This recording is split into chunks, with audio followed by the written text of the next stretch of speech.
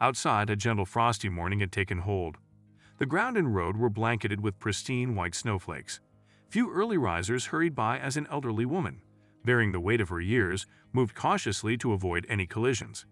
Snowflakes descended slowly onto her wrinkled cheeks and well-worn clothing. Her aged coat bore the signs of carefully sewn patches, while her antiquated boots appeared on the verge of falling apart. Atop her head rested a modest gray shawl, and she clutched a piece of paper tightly in her hands. Occasionally, she would glance at it and survey her surroundings. In a hushed tone, she mumbled, "This must be the place," letting out a definite sigh. Finally, she came to a halt in front of an upscale restaurant, with its interior lights flickering. Well-dressed patrons emerged from gleaming cars, entering with contented smiles. "It's long overdue," she whispered as a man exuding a strong perfume aromas strolled past her and casually remarked, "It's time for a spanking." The elderly woman seemed unfazed by the impolite comment. She slowly pushed open the expansive glass door, scrutinizing the intricate walls and exquisite interior decor. Then she proceeded toward the reception desk. The young woman, who had initially appeared friendly and welcoming, suddenly twisted her expression with disdain. Her lips, adorned with vibrant scarlet lipstick, curled into a frown as she spoke irritably. "I believe you've got the wrong address. Kindly exit the restaurant immediately, or I'll have to summon security." The older woman didn't immediately grasp the situation. Why does she perceive me as a beggar? My attire may be aged, but it's always clean and tidy. My hair is well kept, and I've never resorted to seeking charity, even in the most challenging times, she pondered, taken aback by this injustice. Her contemplations were abruptly interrupted when the girl issued a sharp command, "Ivan, come here." Soon, a uniformed young man made his way to the reception desk, where Angela, the restaurant's receptionist, stood with a cautious demeanor. "What's the matter, Angela? Is there an issue?" he inquired. Angela swiftly explained, "Yes, there is. She claims she has a reservation here and that she's already made a payment. Can we find a solution?" The security guard studied the bewildered older woman and responded, "What's the best course of action? Let's verify her claims. Could you please show me your identification?" The old woman carefully retrieved a neatly folded handkerchief from the inner pocket of her coat and began to unfold it until the awaited document appeared in her hands. "Here, take this," she said, handing her passport to the guard. The guard carefully perused the document. "Name, Nina, 80 years old." The man hesitated slightly, but, "Look, could it be possible that you've mistaken the place? Perhaps you intended to go somewhere else, like the dining room." Angela, the restaurant's receptionist, seized the opportunity to mock the situation. "Maybe the homeless shelter is more to your liking," she muttered scornfully. However, she remained resolute in her beliefs. "I didn't come here for leisure. I need to speak with your manager," she declared firmly. "With the manager?" The receptionist and the security guard exchanged surprised glances. Angela was breathless as she watched the elderly lady silently retrieve her passport and ascend the long, gleaming staircase. "What should we do now?" she asked the guard. "Don't you realize the consequences if this elderly lady reaches the manager? It could jeopardize our positions." Ivan shrugged and remarked, "I don't know, Angela. The director will handle this situation. She'll probably leave soon." Angela responded with a hint of concern. "Yes, she might leave quickly. But she might also get us in trouble. You have no idea how much effort it took me to secure this position. I don't want to lose it because of an elderly lady." She then reached for the phone, grumbling, "I'll contact the director and ensure the old woman leaves promptly." Oh, no answer again. It's been a rough day all around. Evan chuckled and pondered, "I wonder why she came here in the first place." Angela abruptly turned away and focused on making the phone call. Meanwhile, Nina slowly ascended the stairs, her legs trembling from the stress she had endured. She thought, finally, the seemingly endless climb is over, as she reached the top of the stairs. Upon opening the weighted door, she entered a vast hall bustling with people. Multicolored lights adorned the space, dazzling her. Tables were adorned with an array of dishes, and waiters carrying gilded trays hurried back and forth. Men dressed in expensive suits and women in evening gowns occupied the chairs. Nina felt entirely out of place and instinctively retreated to the corner, where she pressed herself against the wall, a sense of unease paralyzing her. However, it wasn't long before she sensed the disdainful glare of a haughty man who pointed his index finger directly at her. "What is this establishment? This is neither a shelter for the homeless nor a church where beggars seek alms. Remove her immediately." The man exclaimed with annoyance, I can't stand to see this. Hey waiter, are you deaf? He continued, his frustration evident. The young waiter, who had caught the man's attention, turned pale, stuttering as he responded, yes, of course. I'll inform the manager.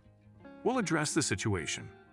As the audience in the hall, fueled by their libations, began to applaud and make unkind comments, a woman in an opulent dress adorned with numerous jewels chimed in, saying, absolutely, Sergey. These individuals have become rather audacious. They always seem eager to intrude into other people's affairs and pockets. Now they've even found their way to the restaurant. It's truly unsettling. Where are the security personnel? Nina was filled with horror and shut her eyes tightly, never having experienced such a deep sense of humiliation before. She longed for a refuge, a place where she could shield herself from the malicious glances, and sought solace from the hurtful comments. Adding to the mistreatment of the elderly woman was another individual by the name of Violetta, who appeared to be inebriated. She laughed unreservedly and joined in with disparaging remarks. Isn't it a bit late for a grandma to be at a restaurant? At her age, she should probably be contemplating more eternal matters. Maybe she'd like to join us at the table, but please, not next to me. I'm quite sensitive to odors. Violetta's laughter rang out, oozing with self-assuredness and echoing throughout the restaurant. Nina endeavored not to shed tears due to this profound injustice. What's wrong with her? Yes, she's elderly, but that doesn't justify the bullying and public humiliation. They themselves are growing older and could find themselves in her situation. Don't they realize that? In my youth, such behavior was unheard of. We always held great respect for the elderly, regardless of their financial circumstances. Nina ruminated silently. She outwardly maintained her silence, but displayed a resolute determination, firmly committed to her course of action. Regrettably, the ridicule and derogatory comments continued to rain down upon her from all sides. I didn't spend my money to be confronted with destitute individuals here. Why must we endure this display of poverty? Where is the manager in all of this? I've lost my desire to support this establishment. Waiters retreated, huddling against the walls, exchanging hushed conversations among themselves. Many sympathized with the elderly lady, but the intimidating crowd, fueled by their wealth and intoxication, stifled any impulse to stand up against the injustice. These affluent patrons had come to revel in the establishment and flaunt their social status, enriching the restaurant in the process. Working in such a prestigious venue was seen as a desirable occupation, thanks to the generous remuneration provided by the owner. No one was willing to jeopardize their position.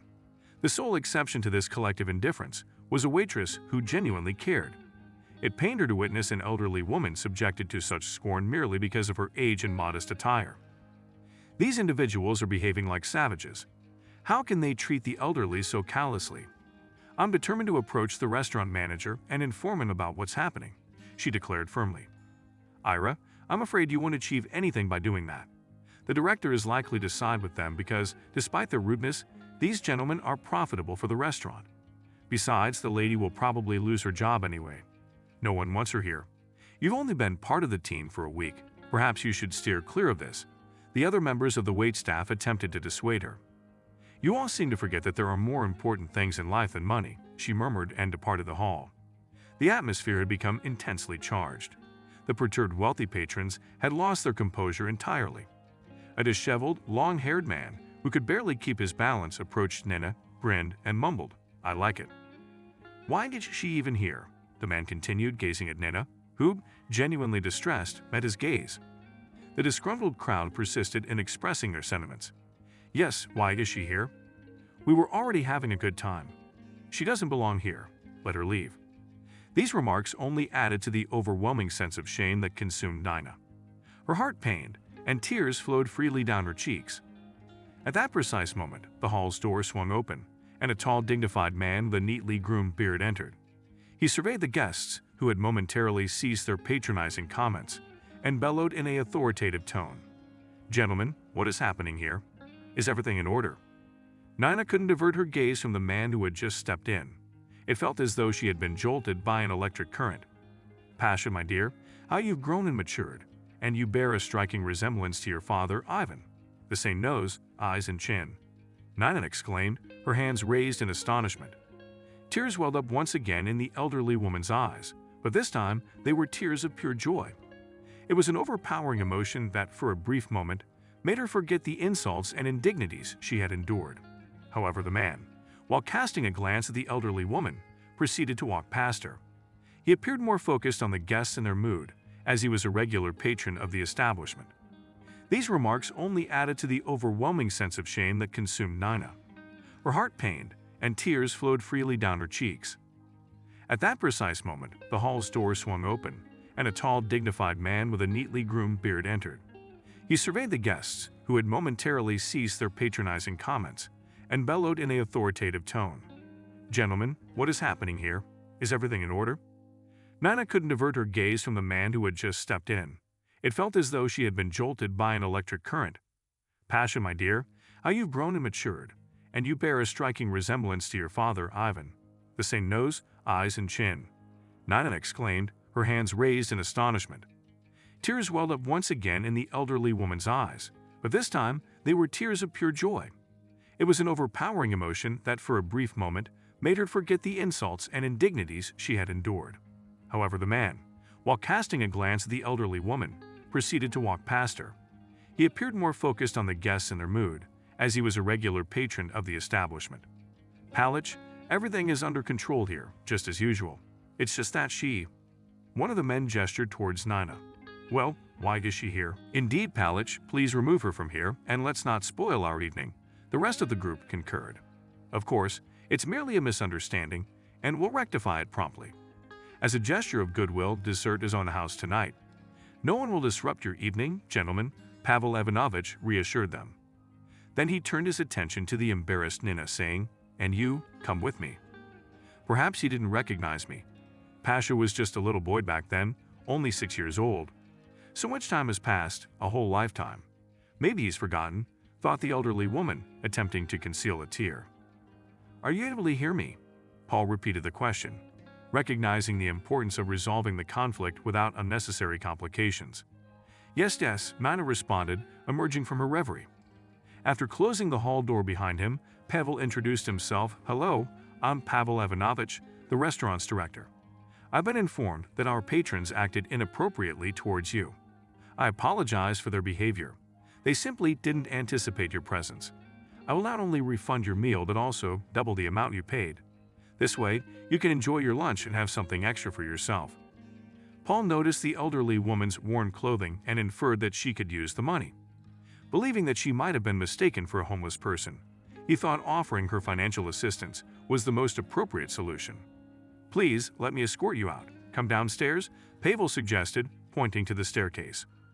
Nina's complexion turned ashen, finding it hard to believe her ears. Before her stood her Pavel, now a grown and esteemed man, but in her eyes, he remained her little boy. Yet, he seemed to be rejecting her. The bitterness of this moment eclipsed all the humiliation and insults she had endured in the restaurant. She resolved, "No, I won't leave until I've spoken to him. He must know the truth." Deep in thought, she descended the staircase, her gaze fixed on her son, who was counting money from his wallet. "Here, take this. It's the least I can do for you," Pavel offered, extending the money. Nina was taken aback. Her heart ached, but she mustered the last of her strength to say, "I won't accept your money. Please, just give me a chance to talk to you." Paul was growing impatient, thinking, how can I get rid of this vagrant? His nerves were on edge, and he couldn't fathom why he had to invest his time in this unfamiliar woman. The bewildered expressions on Angela, the receptionist, and Ivan, the security guard, indicated their uncertainty about how to proceed. Ivan gestured toward his temple and muttered, "I told you there was something off about this woman. She shouldn't have been allowed in." Pavel Ivanovich remained skeptical of the woman's words and stated firmly, "This is going too far. How dare you? What you're saying is a falsehood. As for the money, it's your choice whether to take it or not. But please exit this area. Ivan, handle this." In an instant, Pavel swiftly descended the stairs and vanished from view. "What's the matter? Are you all just standing there?" Ivan urged, taking charge of the situation. The elderly woman could barely keep her balance, and Pavel's words had left her deeply shaken. The guard locked the door behind her, turning the key partway. Overwhelmed and fatigued, the elderly lady settled onto a nearby bench and broke into tears. The street was rapidly descending into darkness, with snow continuing to fall and melting on her face as it mixed with her tears. Her world had come crashing down. She had diligently saved every bit of her modest pension for so long just to afford a meal at the restaurant where her son worked. The day she had longed for had finally arrived. That morning, Nana had envisioned reuniting with her beloved Pavlusha, sharing the details of her life, and catching a glimpse of him, even if only occasionally while she was still alive. Amid these thoughts, she had failed to notice the intensifying winter wind that had swept in towards evening. Her hands reddened from the cold, and her aging mittens, which had been with her in the morning, had mysteriously vanished. Have I misplaced them, or does it even matter at this point? She pondered, concealing her chilled fingers within her coat pockets. Unexpectedly, while exploring one of her pockets, her fingers encountered an envelope. My goodness, how could I forget? This envelope contains a picture of Pavlusha when he was only 6 years old. He's bound to remember when he sees it. Then he'll listen to me, she exclaimed. Despite enduring countless humiliations and insults, she had withheld the most important part of her soul from her beloved son. Nina decided that she would wait until her son had completed his workday before attempting to meet him. However, time seemed to drag on endlessly. Seconds stretched into what felt like hours, and it appeared as if not an hour and a half had passed, but an eternity. Finally, the door swung open, and Paul emerged from the restaurant with a few colleagues. He courteously held open the car door for one of his coworkers and casually instructed the driver home. "Wait, my dear," the elderly lady called out, her voice trembling from her last reserves of strength. "You again. Try to leave peacefully, or I'll be compelled to take action. I might even have to involve the police," Pavel Ivanovich responded gruffly and climbed into the car. "Let's go." "No, wait," Pavel instructed the driver upon seeing the photograph in the woman's hands. The driver exited the car, filled with confusion, and inquired, "Where did you get this picture?" "When you were 6 years old, a photographer visited our village, and we took these pictures as a keepsake. You must remember, right? I had 2 pictures, but the other one has gone missing," she explained. "No, it's not missing," Pavel Ivanovich stated confidently. He knew for certain that the photo had been with him in the orphanage, then in the foster home, and now resided in an aged, time-yellowed photo album. "But how is that possible?" "I was told my mother died of a heart attack," Pavel pondered, asking himself a question but finding no answer. Nina lied, shivering from the cold, reluctantly accepted Pavel Ivanovich's offer for tea and conversation. Nina was overjoyed that she was conversing so effortlessly with her son, but inside Pavel Ivanovich, a whirlwind of indescribable emotions raged. His sentiments were a complex interplay of joy at finding his mother and resentment for her for abandoning him and placing him in an orphanage. Paul was content with his exceptional foster family. His foster parents had provided him with every opportunity: a home, a high-quality upbringing, and an education. Nevertheless, they were excessively stern and exacting, and Pavel perpetually felt the absence of parental affection. If only he had a real mother, everything might have been different, but fate had decreed otherwise. "Why did you leave me, and now you have the audacity to return? Is it not too late?" Pavel inquired, seeking an explanation. "Son, please grant me an opportunity to clarify. I'll reveal everything." "I implore you not to interrupt," Nina requested. "I was born in a small village into a large family. My mother and I were 2 of 7 children, with me being the eldest. My father perished at the front, and ever since I was young, I had the responsibility of caring for my younger siblings. I always tried to support them, even if it brought tears to my eyes. As soon as they reached maturity, they began their own families and pursued their separate paths. I remained in my parents' house without ever starting a family, no husband, no children, no strong family bonds. My mother was accepting of this, but I grappled with the idea that I was missing out on life. However, my world took a sudden turn when a young combine harvester named Ivan arrived at our collective farm and swiftly won my heart. My mother, albeit reluctantly, consented to our union. She had little choice in the matter. I was overjoyed, feeling as though I were floating on air. Yet, my happiness was fleeting. Tragically, Ivan met his demise while fishing, leaving me devastated and struggling to cope. As fate would have it, sorrow seldom comes alone. Shortly thereafter, my mother suffered a heart attack and passed away. I found myself alone, feeling as though my life had reached its conclusion. Then you, my son, brought fresh hope into my existence. I discovered I was pregnant, and you became the most cherished gift that fate had ever bestowed upon me. I cared for you, loved you, and aspired to be your guardian angel. Caring for you, loving you, a gift from fate. Why did you betray me by sending me to an orphanage? Honestly, I have no recollection of your care. But I do remember the dreary walls of the orphanage and the stern teachers. If you've come here seeking forgiveness, don't expect it. Even your advanced age won't spare you. Pavel Ivanovich conveyed, his voice laden with concern. This moment shattered the illusion in Nina's heart. She had been so resolute that the photograph she had brought would soften Pavel's heart. Unfortunately, it did not achieve that desired effect. "Wait, Pavel. Allow me to clarify everything," she began, but Pavel promptly interrupted her. "I don't require your explanations, and don't call me Pavlusha. In any case, I don't believe you," the man retorted bitterly. A wave of memories washed over him. Numerous years had passed, and Pavlusha himself was now well into his 60s. However, the recollections of his childhood remained etched in his heart as a perpetual source of pain. He recalled how, during his time at the orphanage, he had eagerly awaited his mother's arrival every Sunday to take him home. Yet that long-awaited moment never came. Instead of his mother, a foster family had arrived. Nina grappled with how to make amends with her son. She could never forget the day she had delivered a young Pavel to the orphanage, his eyes brimming with tears as he implored her not to leave him in someone else's care. However, she had felt there was no alternative. She had been en route to the hospital to contend for her own life, and perhaps it was for good. "Son, please believe me, I had no other choice. My heart issues had begun a long time ago. Initially, there was discomfort, then tingling sensations, and eventually excruciating pain and attacks. If only you knew how I chastised myself for not seeking medical attention earlier. And when I finally did, it was too late. The doctors informed me that surgery was the only chance for survival, but even then, the odds were slim. Following the surgery, I faced an extended hospitalization. Son, I'm truly sorry. I was terrified. I had no one to look after you." Nina reached out to her brothers and sisters to care for Pavlusha while she was hospitalized. "Nina, we truly wish we could help, but you see, we have our own children to provide for and clothe, and that entails a substantial amount of money. By the time you've asked for assistance, Pavlusha had also entered the picture.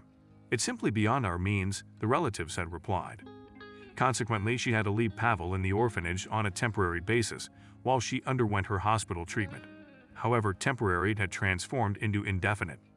Observing that Pavel was listening attentively without interruption, Nina proceeded with her narrative. And then a miracle occurred.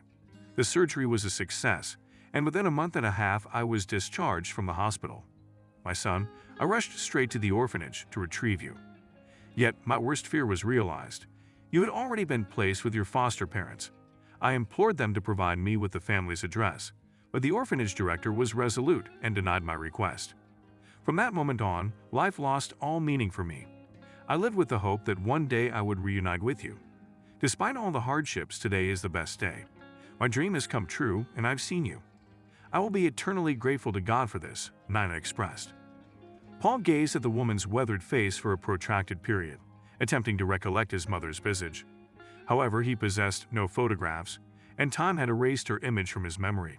Nevertheless, the woman narrated her life with such sincerity that Paul began to entertain the notion that her story wasn't a fabrication.